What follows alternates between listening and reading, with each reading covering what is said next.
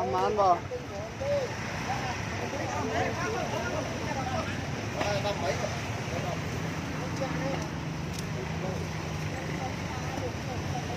Rồi kia bụng ai là kia mà. Coi nhung trái chứ, nhung trái giận đấy. Ăn qua lấy điện xa chứ. Cạn phê nước quay lên cái tinh này. Nhà xí cho chặt ấp nhiệt sang này, đôi nhiệt đây cả ao vậy. Bà hòm chân đây đông ấp nhiên mà tịnh chuột này. Nhóm chân đây đen. Là con nó lên vậy.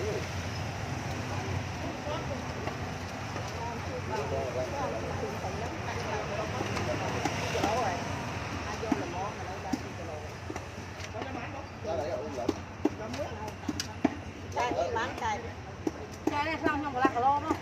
Mưa đâu, thầy cái món có lạc lô. Cho chứ anh.